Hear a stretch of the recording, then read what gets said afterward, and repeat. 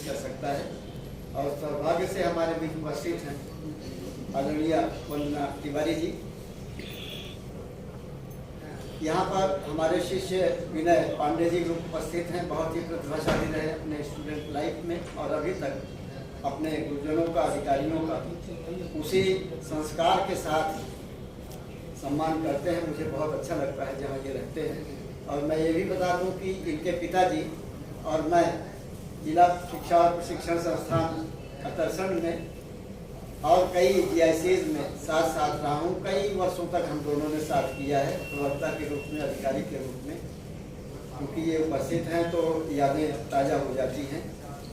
यहाँ बहुत सारे साथी हैं जिन्होंने अपने कार्य से विशिष्टता हासिल की है। उनमें राकेश सरोज जी हैं, ओम प्रकाश शुक्ला जी हैं, राघव सिंह जी हैं और बहुत सारे साथी हैं। सबका नाम लूँगा तो बहुत देर होगी।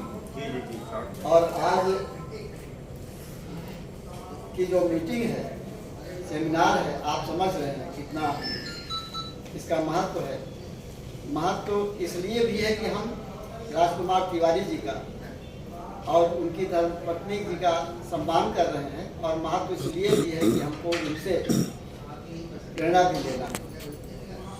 अभी कुछ देर पहले जब मुख्य प्रबंधक जी यहाँ अनौपचारिक वार्ता कर रहे थे तो इन्होंने पूछा था कि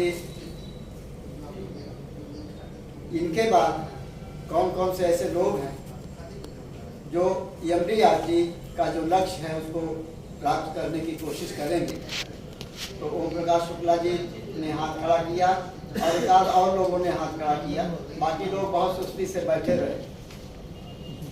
तो मैं तो यही कहूँगा कि भाई देखिए, ये कंपटीशन का युग है और अगर कोई कार्य आप कर रहे हैं तो पूरे जोश, पूरी उमंग के साथ करिए। अगर उमंग नहीं है, जोश नहीं है, आप में सुस्ती है, आलस्य है या कोई निराशा है जो घेरे हुए है कि हम नहीं कर पाएंगे, तो फिर सफलता मिलने वाली नहीं है। आप देख रहे हैं कि कोई भी इम्तिहान हो, कोई भी कंपटीशन हो, लाखों लोग उसमें कम्पीट करते हैं, स्पर्धा में होते हैं, प्रतियोगिता में होते हैं। लेकिन उसी में से एक टॉप करता है। जैसा कि राजकुमार तिवारी जी ने प्रतापगढ़ की इस यूनिट में टॉप किया और हम सब के लिए एक उदाहरण बने, एग्जाम्पल बने कि हम लोग इनसे प्रेरणा लें। तो मैं तो यही चाहूँगा कि आज हम लोगों को ये भी संकल्प लेना है कि अपने मन से जो निराशा है कि हम नहीं कर पाएंगे, वो दूर कर देना है। मैं आपको बताऊं कि अभी सक्सेना जी का विकास अधिकारी हैं, बताया जा रहा था कि वो टॉप पर हैं। उनकी टीम कई वर्षों से टॉप पर आ रही है और हमारे आर्या जी 2 वर्ष हो गए सर, 2 पर रहते हैं। क्या कारण है, जरा विश्लेषण करके सोचिए कि क्या कारण है। क्या इनमें कोई कमी है या हमारे जो मुख्य प्रबंधक जी हैं, सहायक प्रबंधक जी हैं, सक्सेना जी को ज़्यादा महत्व देते हैं, इनको कम महत्व देते हैं? ऐसा तो है नहीं, सबकी समान दृष्टि है।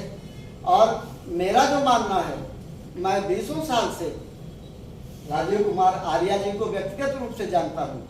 इनके घर भी मैं कई बार गया हूँ और आपके साथ कई वर्षों से जब कोई मीटिंग होती है तो यहाँ आता हूँ, क्योंकि आप लोगों से और राजीव कुमार आर्या जी से मेरा इमोशनल नाता है।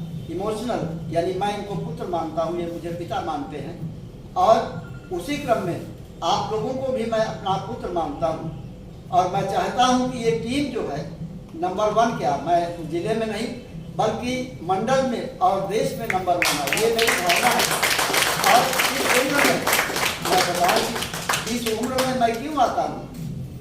मैंने सारे पदों पर काम किया, शिक्षा विभाग के सारे पदों पर काम किया और 4.5 वर्ष मैं बाल न्यायाधीश रहा, प्रथम श्रेणी न्यायिक मजिस्ट्रेट रहा और मैंने 40 किताबें लिखी हैं। यानी सारे हमने अपनी सारी इच्छाएं पूरी कर दी हैं और पूरे भारत में साहित्यिक जगत में मेरा नाम है। मैं क्यों आता हूँ? मैं इसीलिए आता हूँ कि हमेशा जीवन में आदमी को सक्रिय रहना चाहिए, अपने शक्ति का, अपने मस्तिष्क का उपयोग करना चाहिए। और हमारे जो युवा साथी हैं मैं विद्यालयों में जाता हूँ, जगह जगह जाता हूँ, काउंसलिंग करता हूँ और 4.5 साल बच्चों की काउंसलिंग मैंने की जो निराश हो गए थे, हताश हो गए थे, कुछ मानसिक रूप से विक्षिप्त हो गए थे। तो मैं साथियों यही चाहूँगा कि आप लोग अगर कोई निराशा है, कोई बात है, तो उसको किनारे कर दीजिए, असाइड कर दीजिए, सेट असाइड, और आप देखिएगा किस तरह सफलता आपके कदम चूमती है। मैं रॉबर्ट ब्राउनिंग का ये उदाहरण अक्सर मैं देता रहता हूँ। एक पोएम है प्रॉस्पिके, अक्सर मैं कहता रहता हूँ क्योंकि इसमें बड़ा मोटिवेशन है, बड़ी प्रेरणा है। प्रॉस्पिके पोएम में 3 पंक्तियां हैं। उन्होंने कहा और मौत को ललकारा उन्होंने, डेथ को। क्या डेथ से कोई जीत सकता है? कोई जीत नहीं सकता। अक्सर लोग जब नाम सुनते हैं मौत का तो बिल्कुल सुस्त पड़ जाते हैं कि अब तो मौत आने वाली है, अब तो मुझे मरना ही है, निराश हो जाते हैं। यानी इतनी निराशा उनके मन में आ जाती है कि उसका वर्णन नहीं किया जा सकता। लेकिन रॉबर्ट ब्राउनिंग ने कहा, I was ever a fighter, so one fight more, the best and the last. I मौत, आई चैलेंज यू। मैं हमेशा से एक फाइटर रहा हूँ, योद्धा रहा हूँ, लड़ाका रहा हूँ, संघर्षशील रहा हूँ। इसलिए जब तुम मेरे निकट आओगी तो तुमसे भी मैं एक लड़ाई, एक फाइट, एक दांव लड़ूंगा और वो मेरे जीवन का सबसे अच्छा दांव होगा, सबसे अच्छी फाइट होगी, सबसे अच्छी लड़ाई होगी। अब आप सोचते होंगे कि सिर्फ मौत की ही इसमें बात हो रही है। जैसे उन्होंने कहा कि मौत तुमको हराने के लिए या तुमसे संघर्ष करने के लिए मैं अपना सब कुछ झोंक दूंगा, उसी तरह जब आप कोई भी काम करिए, कोई भी काम करिए, तो उसको पहला और आखिरी मान करके करिए। जैसे आपको कोई लक्ष्य हासिल करना है तो फिर उसमें सुस्ती ना दिखाइए, निराशा ना रखिए कि ये काम पूरा होगा कि नहीं होगा। यानी अपनी सारी शारीरिक और मानसिक शक्ति, बौद्धिक शक्ति, तार्किक शक्ति जो है उसको झोंक दीजिए और आप देखिए कि आप एमबीआरटी बनते हैं कि नहीं, और भी जो लक्ष्य हैं और भी जो सफलताएं हैं उसको हासिल करते हैं कि नहीं। दूसरी बात, जैसे मैं अक्सर देखता हूं जब आप मीटिंग्स में कई लोग आते हैं तो जो वक्ता हैं, साहब हैं, छोटे साहब हैं, हमारे राजीव कुमार आर जी हैं, हमारे ओझा जी हैं, अम्मा साहब ट्रस्ट के ट्रस्टी, जो जीवन में बड़ा अनुभव रखते हैं, जब वो बात करते हैं, आपको कुछ समझाते हैं, बोलते हैं, तो बहुत ध्यान से नहीं सुनते हैं बल्कि बातें करते रहते हैं।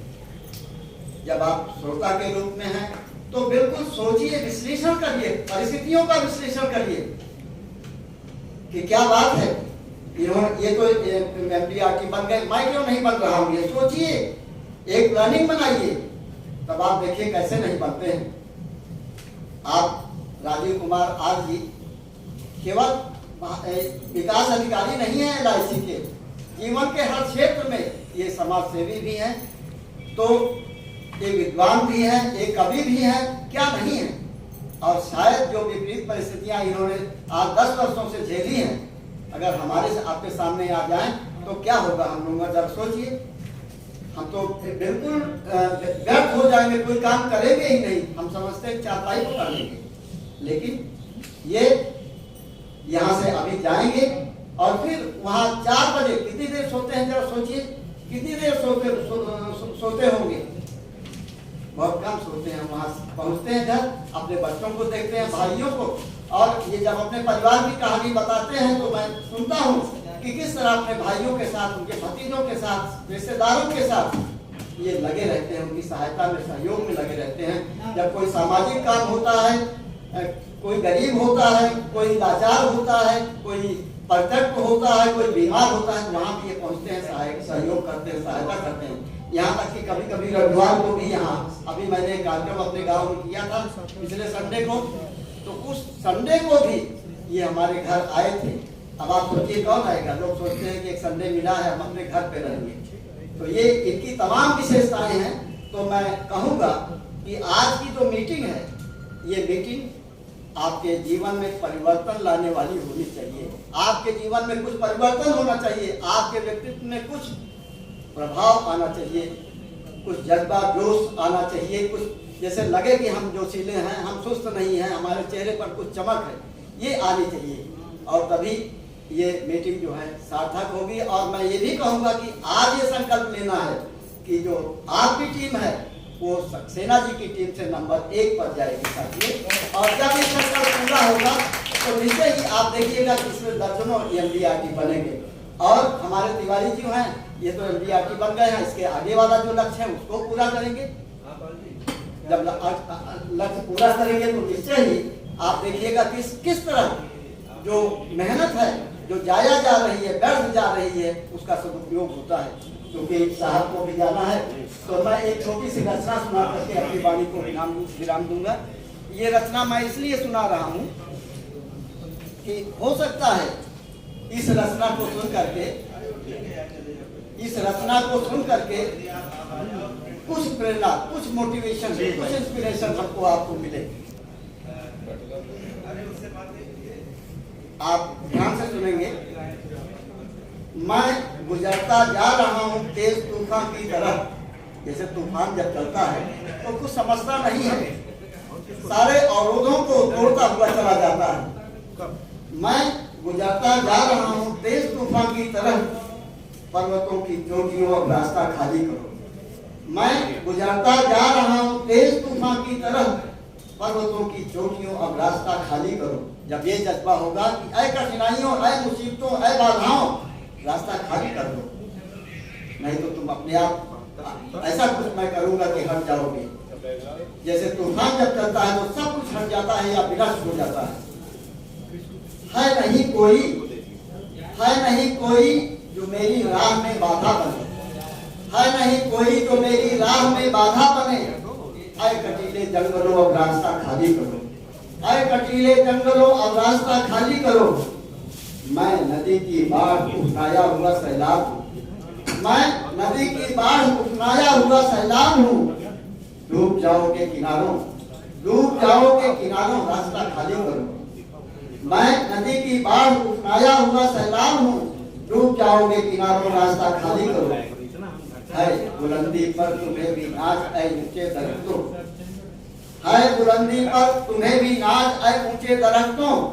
झुक नहीं सकते अगर तो रास्ता खाली करो, झुक नहीं सकते अगर तो रास्ता खाली करो। ऐ समंदर तू भी फैला है जमीन पर हर तरफ, ऐ समंदर तू भी फैला है जमीन पर हर तरफ। सुनिए ध्यान से, करो फैलाव, चीज बता रहे हैं साहब। कम करो फैलाव, अपना रास्ता खाली करो, कम करो फैलाव, अपना रास्ता खाली करो। मैं आपको बता रहा हूँ समुद्र को देख करके भी डर लगता है, लेकिन कोलंबस और वास्को डिगामा ने, उस समय कोई विज्ञान भी नहीं था, कोई मशीन नहीं थी। अब तो तमाम मशीनें लग गई हैं, हमारे हवाई जहाजों में, जलयानों में लग गई हैं, वो रास्ता खुद बताती रहती हैं। लेकिन वास्को डिगामा ने भारत के रास्ते की खोज की और कोलंबस अमेरिका पहुंच गया। ये सब बहादुर लोग हैं जो कुछ नया करके दिखाते हैं। तो ध्यान से सुनिए। ऐ समंदर तू भी फैला है जमीन पर हर तरफ, कम करो फैलाओ, अपना रास्ता खाली करो। और आगे देखें, आखिरी पंक्तियां हैं, आखिरी पंक्तियां हैं, बहुत ध्यान से सुनिएगा। जिंदगी की मुश्किलों से रत्न डरता है नहीं, जिंदगी की मुश्किलों से रत्न डरता है नहीं। जैसे राजीव कुमार आज नहीं डरे, पत्नी जो है बेड पर पड़ी हुई है, हॉस्पिटल में है और उनको खून चल रहा है, लेकिन अपना काम इन्होंने कभी नहीं छोड़ा। जिंदगी की मुश्किलों से रत्न डरता है नहीं, मुश्किलों छोड़ो मुझे, मुश्किलों छोड़ो मुझे। एक बात कहिए आप, मुश्किलों छोड़ो मुझे, मुश्किलों छोड़ो मुझे, कहिए मुश्किलों छोड़ो मुझे। अपनी झिझक दूर कर लीजिए, अपनी झिझक दूर कर लीजिए, अपने बोलना सीखिए यार। मैंने पहले कहा कि अपना परिवर्तन कर लीजिए। मुश्किलों छोड़ो मुझे, मुश्किलों छोड़ो मुझे, बोलिए मुश्किलों छोड़ो मुझे, अब रास्ता खाली करो। मुश्किलों छोड़ो मुझे, अब रास्ता खाली करो। साथियों, ये रास्ता खाली करो जो है, ये हमेशा याद रखिएगा, रास्ता खाली करो, हमेशा याद रखिएगा। आप देखिएगा कि MDRT नहीं बनते, क्या नहीं बनते, कौन सा लक्ष्य आप प्राप्त नहीं करते हैं। तो इन्हीं सब शब्दों के साथ मैं राजकुमार तिवारी जी को, उनकी पत्नी जी को, हमारे राजीव कुमार आज जी को, बड़े साहब को, छोटे साहब को, सभी को बधाई और धन्यवाद देते हुए, सभी जितने हमारे अभिकर्ता बंधु हैं उन सभी को बधाई और धन्यवाद देते हुए यही शुभकामना करता हूँ। भैया अगली बार सक्सेना जी की टीम नहीं बल्कि आपकी टीम नंबर 1 पे होगी। शुभकामनाएं।